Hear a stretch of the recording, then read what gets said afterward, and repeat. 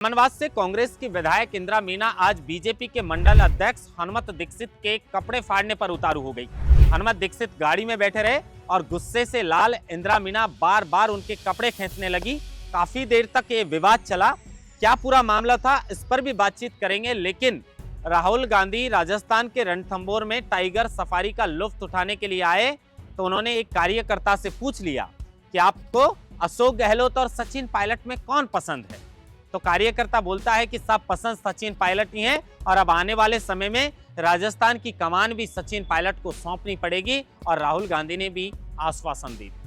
इस पर भी चर्चा करेंगे। लेकिन वसंतराज सिंधिया ने सिर्फ एक ट्वीट किया और एक पोस्ट करने के बाद दिल्ली से लेकर जयपुर तक हड़कंप मच गया और मुख्यमंत्री भजनलाल शर्मा ने पीएसटी मंत्री जो हैं कन्हैया लाल चौधरी उनको भी तलब किया और उसके बाद पूरे राजस्थान के अंदर अलग अलग जिलों के अंदर टीमें भेज दी गई और तत्काल प्रभाव से एक्शन लेते हुए जो अधिकारी झालावाड़ के अंदर लगे हुए थे उन्हें एपीओ कर दिया और दूसरे जिले से अधिकारी वहां पर लगाया गया। उसके अलावा सब इंस्पेक्टर भर्ती हो या पटवारी भर्ती हो या ग्राम सेवक या फिर शिक्षक की भर्ती, एसडीएम हनुमान राम इन सब भर्तियों के अंदर डमी कैंडिडेट बनकर एग्जाम दे चुके हैं। ये एसओजी के सामने बड़ा खुलासा किया है। इससे यह अंदाजा होता है कि कांग्रेस सरकार के अंदर राजस्थान के बेरोजगार युवा जो बड़ी मुश्किल से गांव से शहर में आते हैं, पढ़ाई करते हैं, परीक्षा देते हैं, उनके साथ कितना बड़ा धोखा हुआ है ये इस बात से ज्ञात होता है जिस तरीके का खुलासा एसओजी के सामने एसडीएम हनुमान राम ने किया है। खुद डमी बनकर बैठे हैं वो चार परीक्षाओं में। नमस्कार, आप देख रहे हैं लोकमत हिंदी और मैं हूं आपके साथ महेंद्र मास्ता।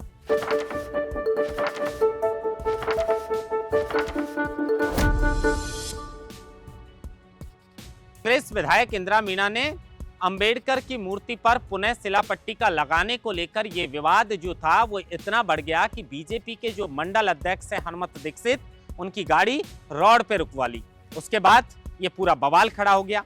विजुअल में आप साफ तौर पर देख सकते हैं स्क्रीन पर कि किस तरीके से बीजेपी के मंडल अध्यक्ष गाड़ी के अंदर बैठे रहते हैं और ये विवाद अंबेडकर मूर्ति को जो पुनः शिलापट्टी का लगाने को लेकर था इसलिए बढ़ गया था। और उसके बाद वो लगातार उनके कपड़े खींचती रही, उनकी कॉलर पकड़कर खींचती रही और ये हंगामा जो है वो काफी देर तक चला और उसके बाद किसी ने इसका वीडियो बना लिया और वीडियो अब सोशल मीडिया पर जमकर वायरल है।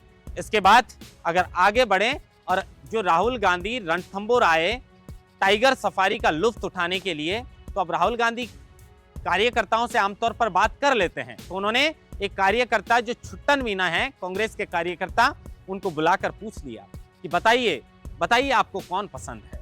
अब कार्यकर्ता ने कहा कि साहब युवा नेता चाहिए और युवा नेताओं में सचिन पायलट पसंद है और नेतृत्व परिवर्तन की जरूरत भी जो है वो राजस्थान के अंदर है। आने वाले समय के अंदर राजस्थान की कमान सचिन पायलट को सौंपनी चाहिए।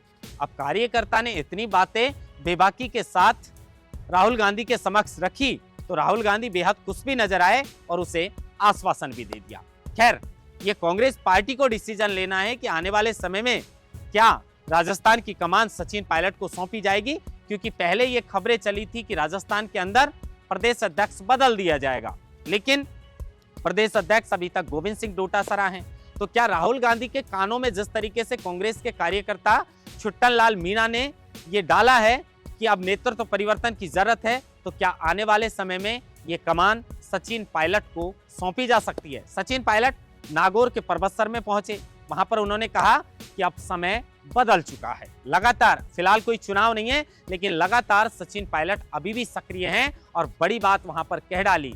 उन्होंने कहा कि अब समय बदल चुका है, पहले की तरह काम चलने वाला नहीं है। मैं चाहता हूं कि राजनीति के अंदर किसान और युवाओं की एंट्री होनी चाहिए और आने वाले जो 2028 के चुनाव हैं यानी 3 साल बाद, उसमें स्पष्ट बहुमत के साथ हमारी जीत होगी। सचिन पायलट चाहे पटना में जाएं, चाहे गुजरात में जाएं, चाहे कहीं भी जाएं, सचिन पायलट को लेकर जो है वो लगातार लोग भी अब चर्चा करने लगे हैं। पॉपुलर वो पहले से हैं, लेकिन एक नौजवान युवा नेता का क्रेज अपने सिर्फ प्रदेश स्तर पर नहीं बल्कि अन्य प्रदेशों में भी किस तरीके से है, ये बात अब देश की जनता और देश के युवा तो भली भांति समझ चुके हैं। और एक युवा ने ये बात जो है वो राहुल गांधी के कान में भी डाल दी है, लेकिन सवाल ये कि क्या आने वाले समय में राजस्थान में नेतृत्व परिवर्तन किया जाएगा और क्या जिस तरीके से 2013 से 18 तक जब कांग्रेस की 13 में बुरी हार हुई थी, उस करारी हार के बाद भी ये कमान सचिन पायलट के हाथों में कांग्रेस पार्टी ने सौंपी थी और उसके बाद स्पष्ट बहुमत के साथ राजस्थान में सरकार भी बनी थी, तो क्या अब फिर से कमान सौंपी जाएगी? क्योंकि लगातार जो युवा हैं और लगातार जो राजस्थान प्रदेश के कांग्रेस के कार्यकर्ता भी हैं, वो शिकायत करते हैं कि अगर ये बागडोर सचिन पायलट के हाथों में पहले सौंप दी जाती तो शायद आज कांग्रेस सत्ता में होती। लेकिन अब इसके अलावा वसुंधरा राज की एक पोस्ट उन्होंने अधिकारियों को खरी खोटी सुनाई। निशाना कहीं ना कहीं मुख्यमंत्री भजनलाल शर्मा पर भी था, क्योंकि उन्होंने कहा कि इतना पैसा दिया है, 42,000 करोड़ रुपए दिया है, तो ये झालावाड़ के हिस्से का पैसा कहाँ गया, क्यों नहीं विकास हो रहा है। अब वसुंधरा राज सिंधिया जो है वो भले ही सिर्फ एक विधायक हो, सिर्फ एक पार्टी की उपाध्यक्ष हो, लेकिन वो कोई पोस्ट करती हैं तो उनके पोस्ट से सियासी हलकों में हड़कंप जरूर मच जाता है। अब जैसे ही वसुंधरा राज सिंधिया ने इस मामले को लेकर पोस्ट किया, उसके बाद जल शक्ति मंत्री जो हैं CR पाटिल, उन्होंने उसको रीट्वीट किया और उसके बाद इस तरीके से तुरंत उस पर एक्शन लिया गया कि बात भजनलाल शर्मा तक पहुंच गई कि वसुंधरा राज शिकायत कर रही हैं। उसके बाद PSC मंत्री कन्हैयालाल चौधरी को जो है वो तलब किया गया, बुलाया गया, बातचीत की गई और राजस्थान के अलग अलग जिलों के अंदर जो है वो टीमें भेज दी गई।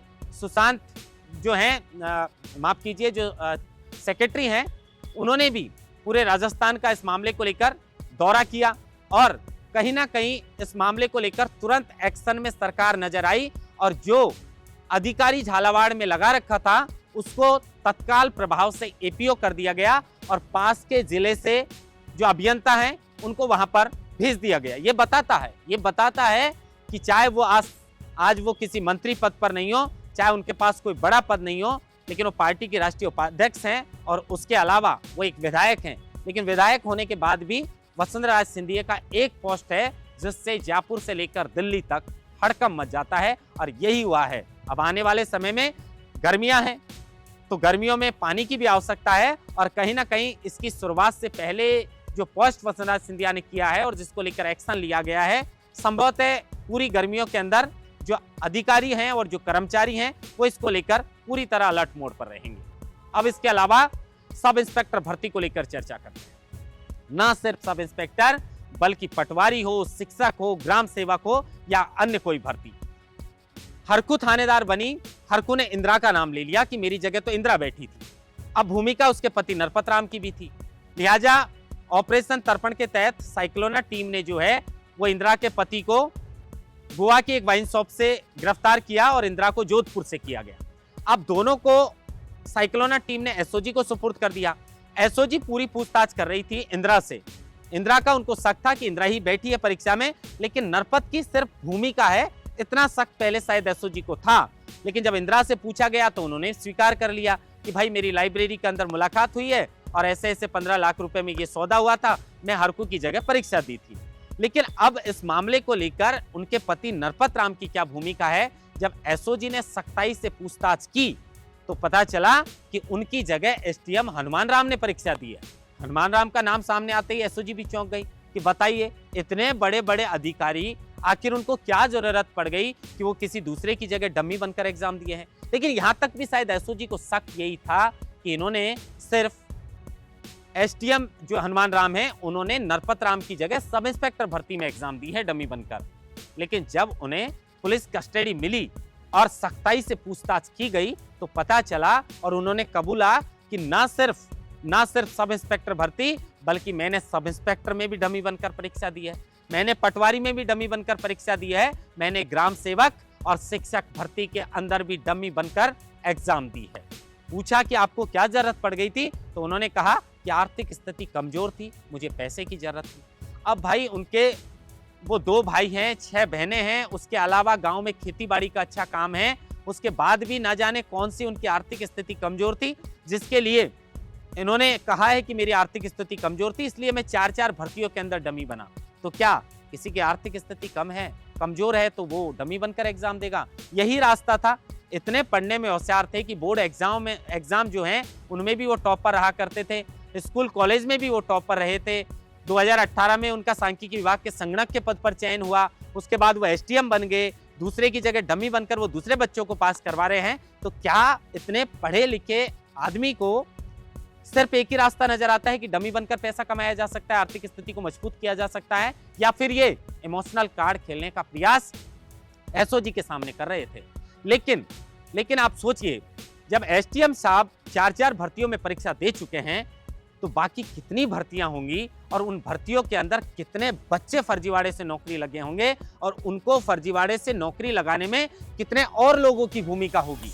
ये कड़ी भी एसओजी को जो है वो सुलझानी पड़ेगी, खोलनी पड़ेगी। और लगातार जो एसओजी जिस तरीके से एक्शन में है, जिस तरीके से कार्रवाई कर रही है, कहीं ना कहीं एसओजी को इस बात के लिए कहीं ना कहीं जो है वो उनका शुक्रगुजार जो है मैं हूं और युवाओं को भी होना चाहिए कि लगातार शायद ये राज जो है वो दब जाते, छुप जाते, लेकिन इनको खोलने का काम जो है वो एसओजी कर रही है। आगे भी हमें उम्मीद है कि एसओजी जो है वो लगातार इस गुत्थी को सुलझाने का प्रयास करे और सब इंस्पेक्टर भर्ती जिसमें इतने बड़े स्तर पर यह धांधली हुई है, इसको लेकर सरकार भी, क्योंकि युवा लगातार इस भर्ती को रद्द करने की मांग कर रहे हैं, अब सरकार को इस पर क्या एक्शन लेना है, नहीं लेना है, क्या भर्ती को रद्द करनी है, नहीं करनी है, एसओजी अपना काम कर रही है। लेकिन राजस्थान के बेरोजगार युवाओं को भी इंतजार है कि राजस्थान में यह सब इंस्पेक्टर भर्ती के अंदर बड़ा फर्जीवाड़ा हुआ है, इसकी पुष्टि कैबिनेट मंत्री किरोड़ीलाल मीणा और सांसद हनुमान बेनीवाल भी कर चुके हैं। तो क्या ये भर्ती को सरकार रद्द करने की कोई मंशा रखती है? क्या इसको रद्द की जाएगी? इसका भी इंतजार रहेगा। फिर एक राजस्थान डायरी की खबर लेकर हाजिर रहेंगे। नमस्कार, महेंद्र मास्टर, लोकमत हिंदी, जयपुर।